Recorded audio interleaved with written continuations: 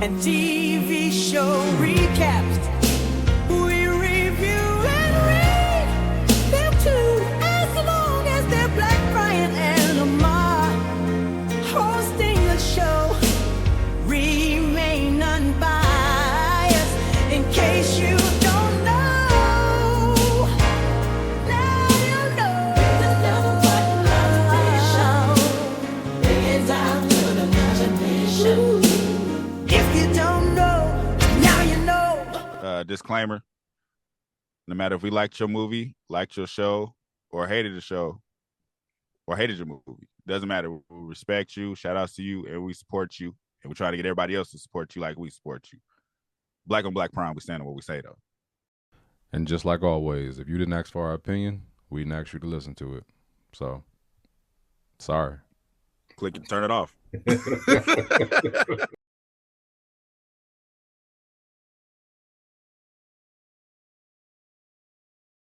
Hello, Tasha? Yeah. Hey, girl. I am a good woman by definition. I'm independent. I'm selfless. I'm caring. I love deep. I'm loyal. I'm dedicated. I'm respectful. I'm trustworthy. I'm truthful. I'm patient. I'm forgiving. I'm honest. I'm friendly. I'm forgiving. I'm patient. I'm patient. I'm forgiving. I'm forgiving. I'm tired. I'm impatient. I'm running out of patience. I'm patient. I'm tired. I'm annoyed. I'm a good woman by definition. I'm exhausted. I'm all out of patience. I'm tired of accepting. I'm tired of forgiving. I'm tired of talking. I'm tired of giving passes. I'm tired of giving warnings. I'm tired of being tired. I'm tired.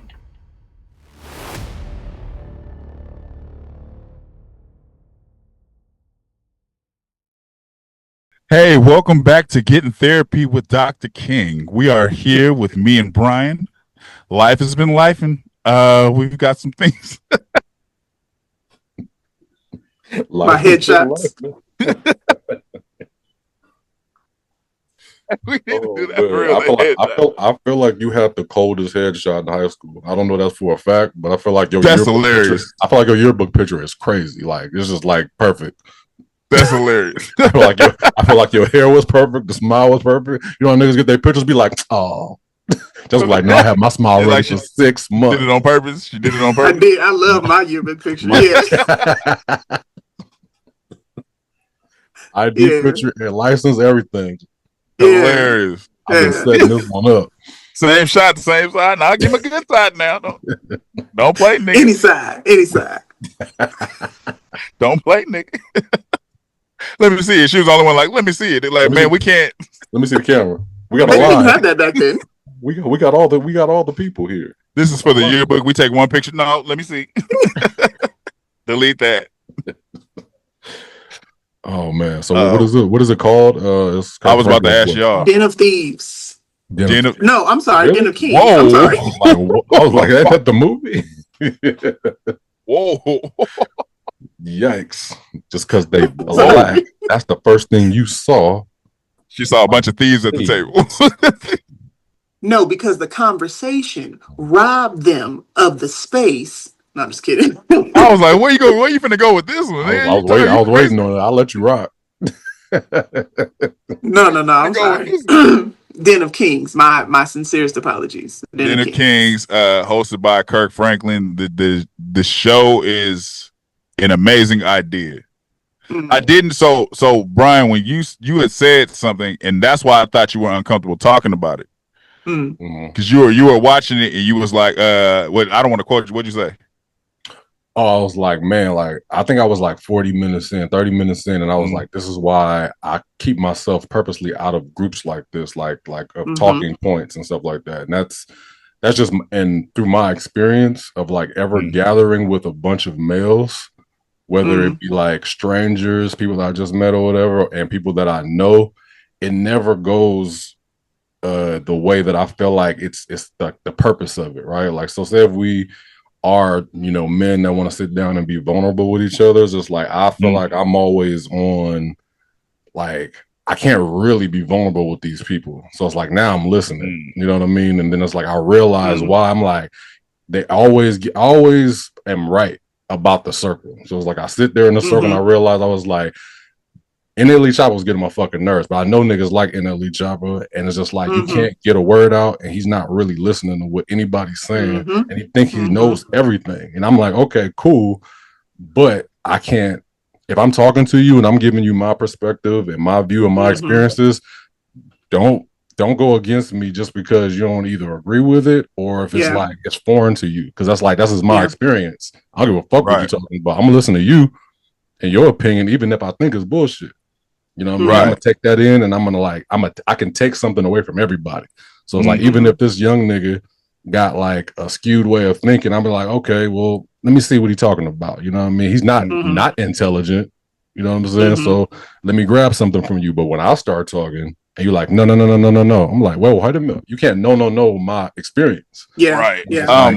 So when I'm in the circle, sometimes I'm just like I'll listen and I'll observe and I'll give my opinion sometimes, or I'll talk. But if it gets too much, I remove myself, and I try to remove myself. Usually, like if somebody's doing something, I'll be like, oh no. Like recently, somebody's tried to pull me into a circle that ended up being like a fight.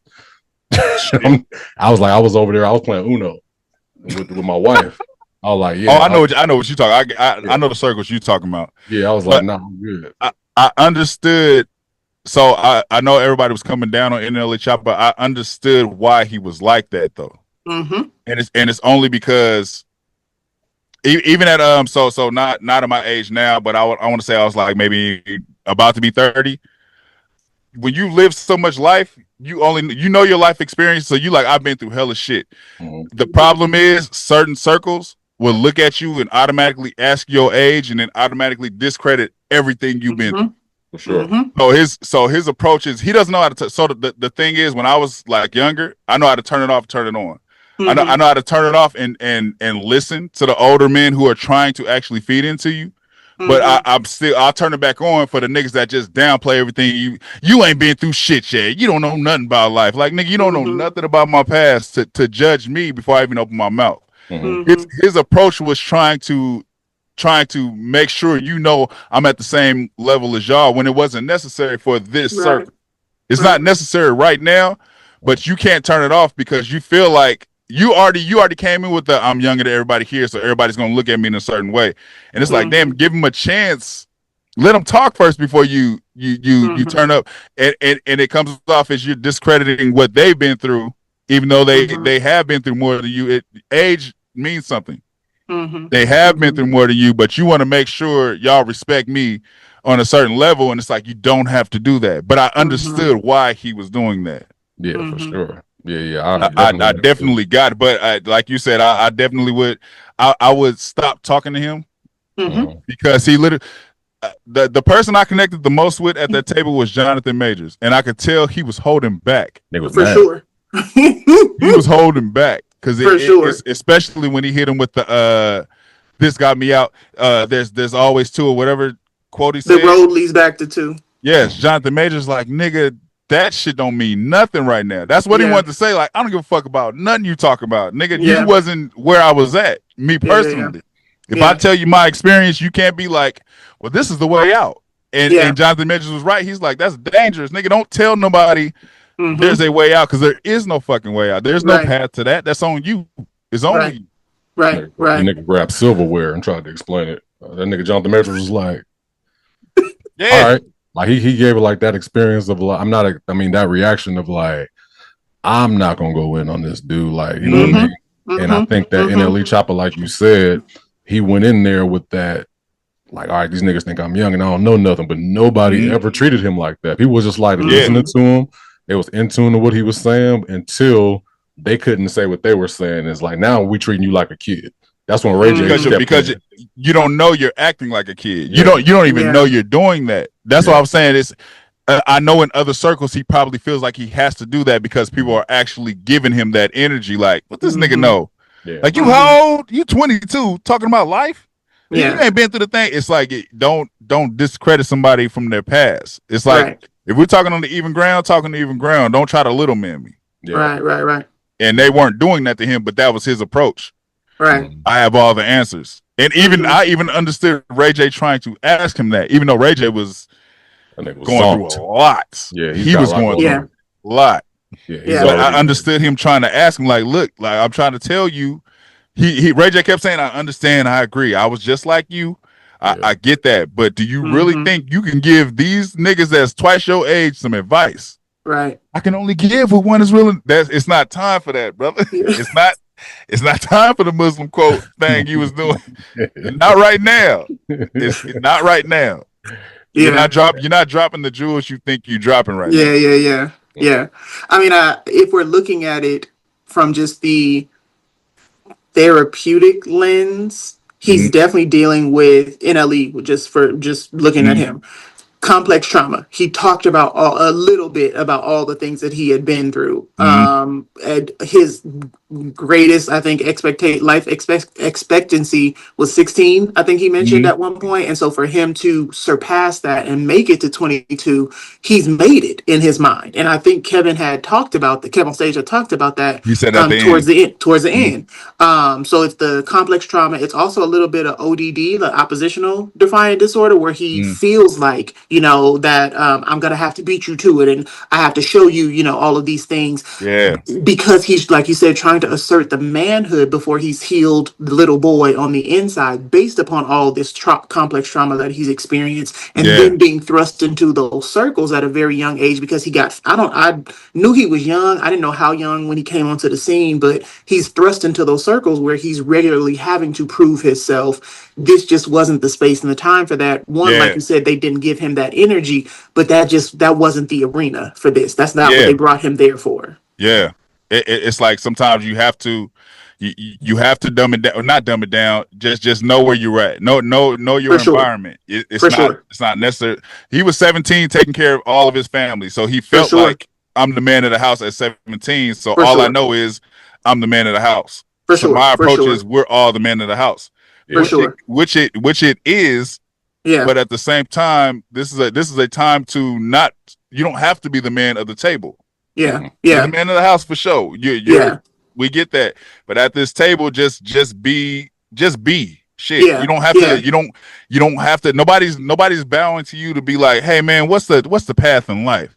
Hey man, what's the secret to religion? Nobody's really asking you that.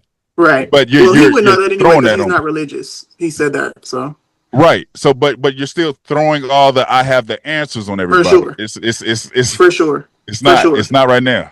Yeah, it's definitely a matter of knowing your audience, like you said. And my best friend, before I even watched it, she texted me and was like, "Yeah, you're Jonathan Majors in this conversation." Yeah. And I thought she was just referring to read the Bible again, because that's the clip that she sent me. But once I watched the whole thing, it's definitely, like you said, I'm not going to continue to go back and forth with you because I see that you're not ready to hear, right? You're listening to respond. You're not listening to really receive and hear what I'm saying. I'm not gonna do that with you. I'm definitely gonna show you that I'm annoyed because you wasting my time at this point. But I have to give you grace in the sense that I was 22 at that age, and maybe I had some of that in me. But you're a different 22-year-old. You only thought you was gonna make it to 16. So let me give you some grace. A whole different world than we come from. For sure. But at the same time, don't discredit us because you come from that world. For sure. Right. For sure. What was you laughing at though, Brian? Oh no, I was laughing at his reasons for not being religious. I'm not saying that it's like it was a bad thing or not, but he was just like, yeah, see, like so the sun. Why am I worshiping the sun? Hey, let me say this though. Real life shit. When I was younger, when I was a kid, I thought there were three. I fully thought that because I always heard the Holy Spirit. Yes, I always heard that. So I'm thinking Jesus, God, and the Holy Spirit. I always thought there was three until I was older. But that let me know how young he was when he said that. When he was this is my brother. It was like, you could try to twist that and go into deeper because he's made in the image and you could do that, but that's not what the Bible is saying. Right. The funny part about it is, in certain circles, he could have went off with that shit. If a younger circle would have been just like, niggas would have been like, yeah, and that's what I appreciate about when you watch I've watched all four of the Den of Den of Kings, Yeah. they don't allow the fluff. Like when Mm-hmm. Jonathan Majors jumped in and said all of that is bullshit. He was like, he said, you just stop giving a shit. It's like that he's not trying to sound poetic and deep. He's like, nigga, I'm real life going through shit. This is real. This ain't. And another real thing is when Kevin Sage started talking about his brother, and he was like, yeah, he said it's cool. You tell everybody else, oh man, it's God's plan. It's God's plan until it's you. Yep. And I was like, that's possibly the realest shit anybody from a church could say. Yeah, for sure. But everybody's thought about it though. Like we've all had that experience to where it's just like you see something happen to another person, and it's just like, oh man, you try to give them that same cliche. Try to think of something nice. Yeah, exactly. But when it's to you, nigga, don't even talk to me. Yeah. You know what I'm saying? Yeah. I don't care. No, go ahead. No. I just said I don't care. Like that was the feeling. That's the approach. You know what I mean? For sure. For sure. It was different for me because it's no secret, like I was brought up in church. So I have the like ready to go church answers and he's with the Lord. There's no more suffering. Like I know all of that. It's ingrained in me. But because I also have the therapist lens, I know how that can be damaging. And so that's never been my go-to, right? I don't know what you're feeling. Like, I'm sorry that you're going through that. Like, I don't have no words. Those are not, my go-tos, because even if I had the same exact experience, if my brother, God forbid, if one of my brothers died, I don't have that same experience with grief. My grief journey looks different than Kev on stage. So I cannot come to him and say, yeah, my brother died and I know what you're going through. I don't know what you're going through. I'm sorry you're going through that. My little brother did die. And I still was like, nigga, we don't relate the same. Yeah. It's like I can't, there's nothing you can tell me. There's nothing I can tell you. So when I seen them talking like that, I was like, yeah. For sure. Like everybody's honesty was beautiful. But I really connected with Jonathan Majors because you could tell he wanted to say so much more, but he's like biting his tongue. But at the same time, everybody around the table they're not speaking with the poetic. This is how life is, man. This is, and they kept trying to bring NLE from that. You stayed there, but they like, man, that's not what we're talking about right now. Like it's not right now with that shit. Like we're not doing this for clickbait. Right. Real life right now. Right. Yeah, I think that shit was really like 6 or 7 hours, and they cut the fuck out of that shit. Oh, for sure. There was some parts where I saw some real aggressive cuts, and like somebody was talking, and it would just switch. I'm like, oh, like he just it got real right there. Yeah. I was like, they cut all of that out. Yeah. I like the psychiatrist. He's a therapist too, right? The dude, the yellow doctor. Man. I forgot his name was Jay or something like that. Something like that. When Kirk asked him what makes you happy, and that nigga broke down from a man's perspective, like nigga, we get happiness out of making everybody else happy. He's like, no, we don't get happiness, but we feel like our job is to make everybody else happy. So there is no point of being happy. We don't know what to look. We can't identify. Yeah. That shit was deep. Yeah, so I felt that on a different level. I mean, not that I've been a man, but I felt that because I've had that. I want to make it clear. I'm not trying to, I don't know.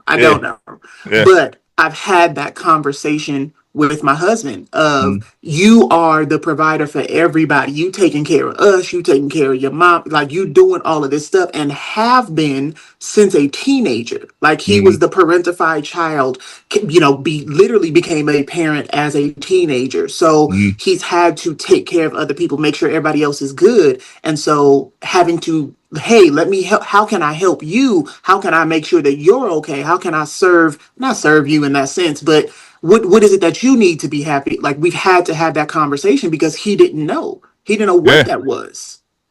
It's hard to, we don't know. I don't fucking know. Yeah. All we know is work. All we know is we got to have answers. We got to figure some shit out. Yes. That's it. We need to keep figure it out. Y'all face. And that might just be something like a standard we hold into ourselves as well. Because it's like we feel like we have to do this. Like nobody's saying, for sure. Oh, you have to. Nobody's ever been just like, oh no, you got to. It's just like I feel like it's in my system. Just like if I'm not, I'm a failure. For sure. Like, literally. For sure. And you tell yourself that. Yeah. I stress daily about everybody I gave my last name to. I stress daily about how they feel. Yeah. That shit is a lot. I I got about 14 questions. All right. Let's go. From our extended family. Black Cousin. Ash. family, you know what I'm saying? Ashley. So the first question is, as Black men, she's talking about me and Lamar. She put it in parentheses. She says, And you, Benjamin. Oh, yeah. She said, what makes us happy? I feel like that's a very deep question, and it can go, super far, but like, I guess surface level, we can go. Service level, if everybody I gave my last name to is happy. That's what Ray J said. Yeah. I mean, that's pretty much it. That's what I work for. Yeah, pretty much. I just to be like, to me, to be set means to like have everybody good, like the whole immediate family. Like, since I'm good, I'm gonna take care of like everybody, and that's what I'm working up to in order to like not just the family that I made, but like, my mom, my cousins, and everybody that's like, hitting me up or being like, hey man, like, it's this, is that, telling me about their world experience right now, like what's going on, because I'm not saying everybody's poor, but everybody's stressed. You know what I mean? It's a lot of stress. Everybody going through something. Everybody going through something. So it's like, it would be nice to be set to get everybody right. That's like, that would make me happy. Surface right. And that's like an impossible feat. Super. But that is literally what Ray J said. That's me. I'll sleep in the car. Everybody sleeping good. I'll sleep in the car, chilling. Yeah. Second question is, do y'all talk to your sons about what makes them happy, and how does it come up? Because like, I've asked my son countless times about like, what does he enjoy? Because because how I grew up is just like, my mom didn't like push me into stuff or whatever, but like, she was always just like, whatever you do, just don't quit. Like, if you in it, like just go hard at it or whatever. So it's like, so I'm trying to see what do you like, so I can like, find ways to help you, follow encourage that. It. I'm saying, But it's like, it's always, with kids, it's always something different. Like, I want to do this today. I want to do that today. I want to do this today. So I'm like, all right, you have to like pay attention to the stuff that like he really puts time and effort into, something that he's good at. So it's like, ask him about those things and what makes, I'm just trying to see what makes him tick. And I guess that's just, what makes you happy or whatever. Yeah. It's like you want to encourage them to do shit. Yeah. Sometimes parents mess up or fathers mess up when it's like, so say your son likes basketball and then you take it upon yourself to make it a chore. Yeah. Now you've taken the happiness out of it, but now you're like, no, you're going to do this for life. It's like, that's the wrong approach. Like Brian said, they want to try everything at some point. For sure. But there's certain things, it's like autopilot. You're going to do that regardless. And that's what I always say.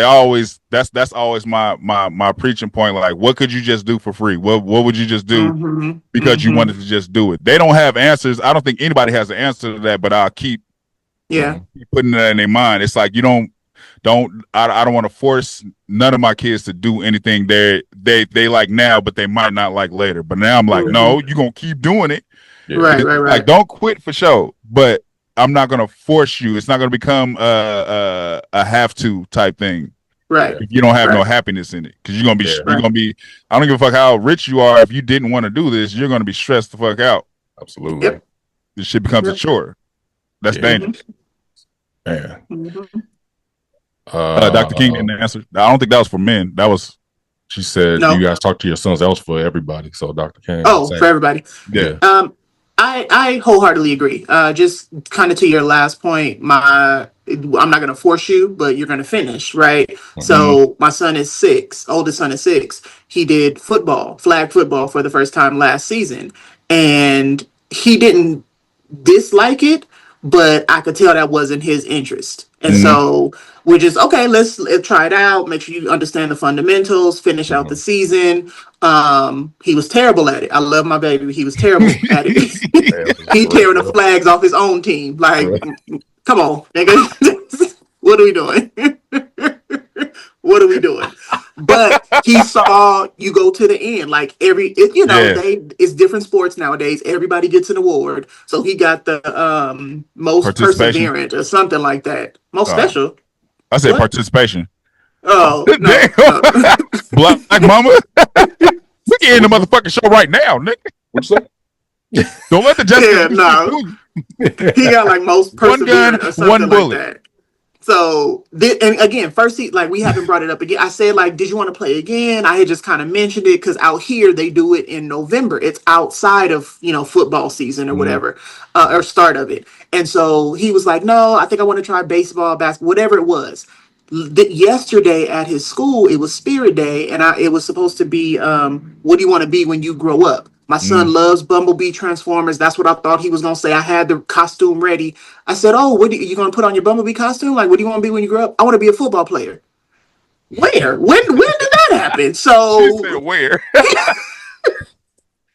but again, because we had to see him through to the end, you know what I mean? Like, Yeah. it's not a force, but we want you to finish. I don't want you to develop no quitter spirit, but I also Yeah. don't want you, like you said, to take the fun out of it. We had to make it fun. Like, oh, okay, you intercepted the ball from your own teammate. That's wonderful. You caught it. Yay. It's fun.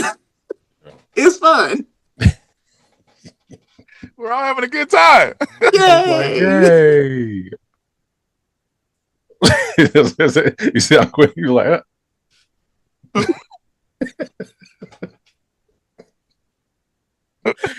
oh shit. Yeah. Yeah. We can continue next week if y'all want to, because I mean there is a lot of questions. So you want me to keep on going? Keep going. All right. Oh no. So this is for Dr. King. Dr. King, how can medicine help men/people with mental struggles? Oh shit. So that's an interesting question because clinically, I'm a therapist trained, by the board, all of that. I am not a pusher of medication. I support one, I'm not a psychiatrist. So I'm not going to prescribe you medication. I will never say that. But also, I don't believe that medication is the end all be all. I think that it can help if you choose to add it to your part of the equation for your journey with mental health. But I don't think that you have to turn to that. So I'm very upfront about people when I work with them. But because we deal in the world where it's not just nurture the family that you're brought up in and how much love you received or didn't receive, it's also the environment. There's multiple things that are coming up against you, man or woman. I think that medication can be helpful when it comes to certain things. I think on that episode someone had mentioned majority of mental health diagnoses are genetics. They're passed down, and so if that is an inherent chemical imbalance that you've obtained from generations passed down for whatever reason, there is going to be just those deficiencies that you have that you're born with. It's not necessarily anything that you developed. It's not substance induced. You didn't smoke, nothing that was laced. You were born with this. And so the medication can help with realigning all the things that are, imbalanced. And so I think that it helps with that, but also in order to physically help with keeping yourself calm, depending on what type of medication it is, keeping yourself calm, regulating, the different systems within your body. Some of the medications are long acting, right? Some of them are injectables. It's not just pills. And so it just depends on what the diagnosis is, what the symptoms are, what type of medication it is. I think that it can be helpful, but I'm not going to be the one to push that. When I meet with someone for an assessment, I tell them not for an assessment. If I'm knowing that someone is going for an assessment, I will tell them your therapist is going to ask you all these questions about your background. They're going to talk to you about medication. It is optional. In order to be in therapy, you do not have to have medication. It can be helpful, but don't feel like if I say no to these meds, then I can't get the talk therapy and I'm not going to get the help. They do not go hand in hand. They are not mutually exclusive. Or they are, right? I said that right. Mutually exclusive. Anyways. They're not mutually, well, right. Just exnate that. Right. Edit that out. So tell the jury that you did not hear that. Right. Scratch that from the record. Disregard that. So, but yeah, I think that there are instances in which it does help. Now, research has shown that ADHD, the only thing that is beneficial or helpful is medication. But I think ADHD is such a overly used diagnosis, my own personal opinion, overly used diagnosis because of the environment that we live in, the phone, the technology, all of these things are constantly thrown at us. We live in an ADHD induced world to where it's not necessarily something that you are experiencing. And so you go to somebody who is a professional, they tell you that you have this diagnosis, and then they say, well, medication is the only thing that helps. You have to look at all the factors, right? And so that's why I'm saying it depends on the symptoms, depends on the diagnosis, depends on the type of medication. But I think that it can be helpful. There's no blanket statement for all. For sure. For sure. For sure. I am going to do one more question because when you said 7:15 or 7 o'clock, I already said I'm gonna eat at 7 o'clock. So, we'll say that, nigga. Don't be trying to act like I'm the reason. No. So y'all want to do it next week? That's what I told somebody. Nigga, like they tipped off. It's the tip off now. Yeah. It's like when I tell somebody something, it was just like I don't want to be talked to later on. They be just like, "Well, you said." Yeah. We got time for all we can save the other half for next week. Yeah, but I want to do this last question, and then we could low key if y'all don't have anything to do tomorrow. I do have I feel like I could do the end of this if y'all want to unless y'all just want to cut it after this. I'm with it. I'm with it doing tomorrow. Yeah, I can. I just can't do it until 6. Yeah, tomorrow. She got a meeting. She already said. Yeah. Oh, that's true. That's right. Yeah, but I'm down. 6 o'clock for sure. 6 o'clock. All right. Okay. That's the last question though. All right. So how long? You got me ready now. Oh. All right. Let's see. At what point of the interview did y'all start to lose grace for NLE Chopper? I never lost grace for him because I saw myself. It was like a reflection of how I was at that. I went through a lot before I turned fucking 26. It's like that life from a child to that age is a lot. So it's you do have this guard up. You do have this this mask on, like, well, not a mask. It's like you want the world to know I ain't no fucking kid. And a lot of people, a lot of older people will disregard you just based on your age. So it's like you don't know who to approach with that energy. And I just took it as he approached the table with the wrong energy. That energy is necessary for another crowd. For people who disregard, it's a man that grew up, ain't did shit in life, but gonna tell you ain't shit because of your age. It's like, nigga, you don't take care of your kids. You telling me, oh, you ain't seen shit as a father, and I'm taking care of my kids since they was born. Just because you're older than me, you think I've seen the world, so you don't know shit. I know everything, which is an ignorant approach. But it automatically puts you on defense when they're judging your life because of your age. So I never lost grace for him. I was kind of like, damn, like just listen to what they're saying, but he was already into it. He was already in his zone. He's already in the. Now I feel like the table's attacking me, so now I really got to prove myself. For sure. So it's like I never lost grace for him. I just wish he would have understood the table he was at. It's not the table you came from or the table you're used to. It's not that. You're here now.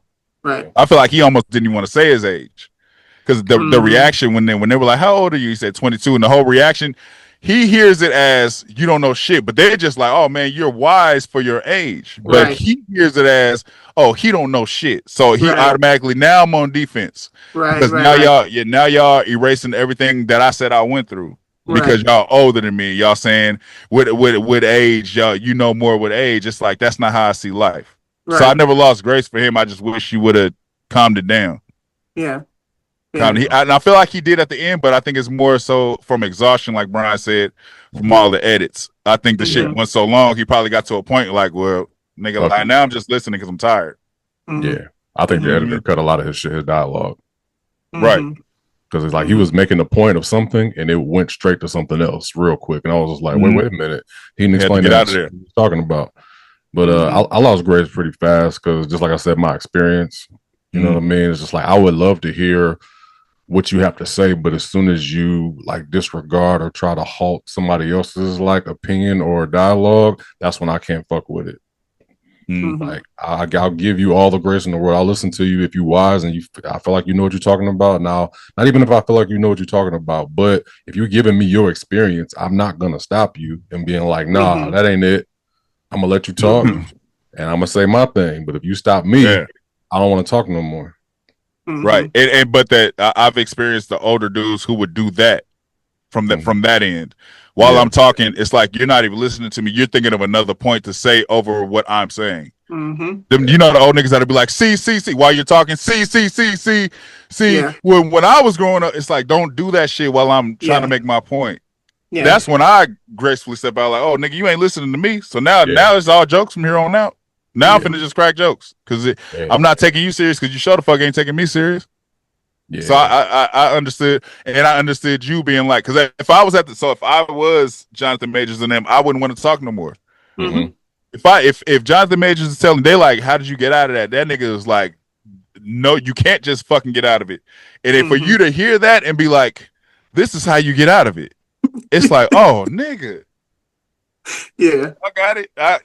He wanted to have he wanted to have a Ray J moment. He wanted to be like, man, I'm gonna be back. I'm gonna get a cigarette. I'm out. Yeah. In all honesty, because it's like he's pouring. You could tell he's not nothing scripted about what he's saying. He's not trying to sound deep. I'm telling you exactly the dark place I was in, and I'm still damn near still in there. I'm not out of it. There is no. That's why he was like, I get it. You got out by saying, "Oh, the birth of my daughter." He said, "But you got to understand how it sounds to somebody that's really in that shit right now. Right. There is no escape. You don't give a fuck about anything." Right. And this is what he's explaining. But then you take it and be like, no, you're wrong. This is the way out. Like, no, nigga, you can't tell me how the fuck to get out of it. I hate it so bad. I feel it. I would have stopped talking. It's like I can't, because I don't want to. It's going to enrage me if you keep doing it. If I let you get all of that bullshit out and I try to speak again and you go right back to it, and you start laying out forks and knives and shit, I'm like, okay, now, all right. Okay. Yeah. I don't want to talk no more. I agree. I did not lose grace for him, but I also understood who he was. And not even just the life that he led and, all of that. I understand group therapy, and everybody brings in who they are outside of the group therapy session into the session. And so I know you're that person outside of this. So I'm going to give you that grace because you don't know no better. And not because you're young, just because you play that role in your regular life. So I'm going to sit back and let you say whatever it is you need to say because you're listening to respond. You're not hearing me anyway. So it doesn't matter what anybody says. You're going to hear what you want to hear and then respond how you want to respond because that's the role that you've adopted in your regular life. So you're just bringing the version of you into, this space, this circle. And I think also, too, it was it was very interesting to see Ray J try to have that conversation with him because Ray J is that man for me. And he is, I don't know, I don't want this to come across me like he's a joke. I can't take anything that he does seriously. Yeah. I feel what she's saying. Yeah. But at the same time, it's like you could tell he's going through something. Oh, for sure. No, absolutely. Absolutely. Right. You could tell he's really going through some shit. Absolutely. Even though in my mind, you're an absolute joke. I know that you are dealing with your own demons. And so I even in that space give you grace because you can't, I forget what show it was. He had some show and anytime somebody would say something to him, blessings. What? What are you talking about? Like, that's ridiculous. But you're dealing with your own internal struggle. And so I have to give the grace in that, in that moment. So yeah, I'm not going to continue to, debate back and forth with you. But I took NLE sitting back at one point when he took off his shirt. Probably, yes, because he was exhausted or, because of the editing. But I think they were talking about being married. That was the one conversation he couldn't relate to. So he had to be quiet. He didn't have and probably because one, he hasn't been married, but I don't know if he has any healthy marriages in his family to even draw from to give that information. Right. Well, my daddy, was married. I don't even know if he has that. And that lets you know he's not speaking out of ignorance or speaking out of just he's speaking off what he truly knows. Right. But it's just bad timing. And Right. also Right. speaking as if the cameras are on. Right.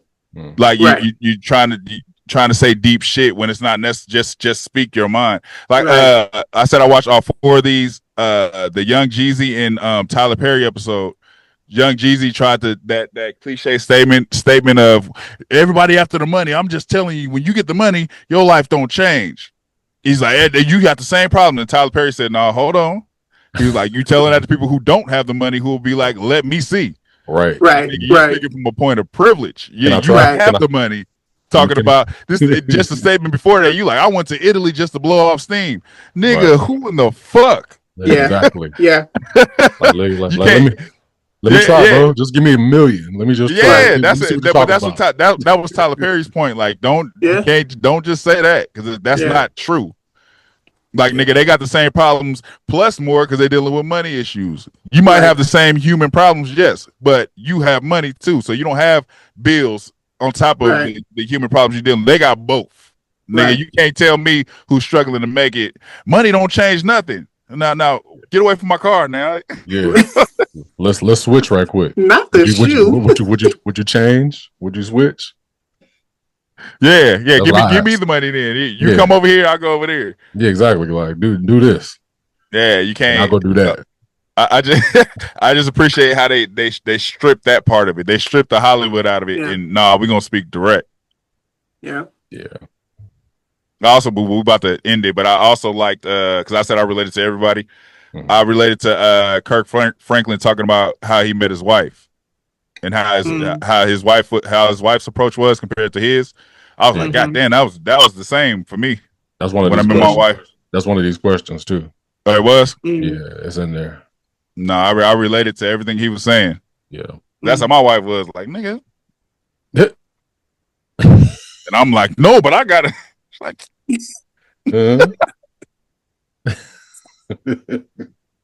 I gotta do this though. Like, all right. That necessary balance of being with somebody who don't see the bullshit the way you do. Yeah. That balance is very necessary in my life. I stress off everything. She just be like, but you be all right. She's go in there and make you a plate and sit your ass down. She treat you like Rico. But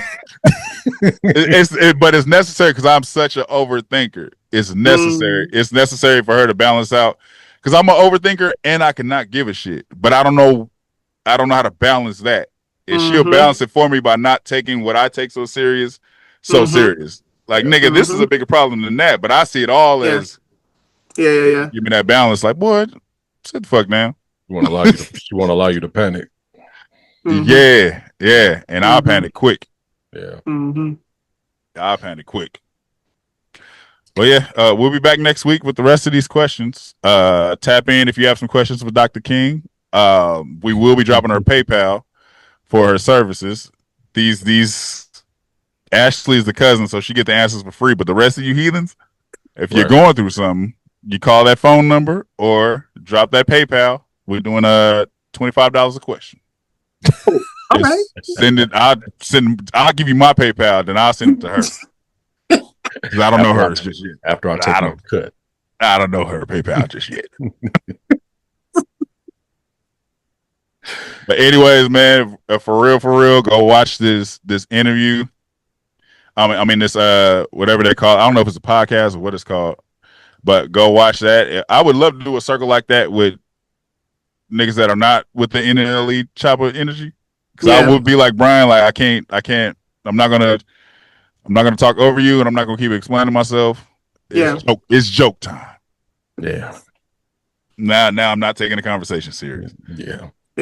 But anyways, like, share, subscribe, talk to we talk about whatever. If you're there, let us know below how y'all felt about the show if y'all watched it, and we will be back with the rest of the questions from Cousin Ashley. And I'm serious about dropping y'all questions in the box, and we'll determine if that costs money to get answered or not. We'll talk to Dr. King's peoples and send me the money though. Hit the cash down. Peace. Thank you for watching. Subscribe to our YouTube and Spotify and follow us on IG and TikTok.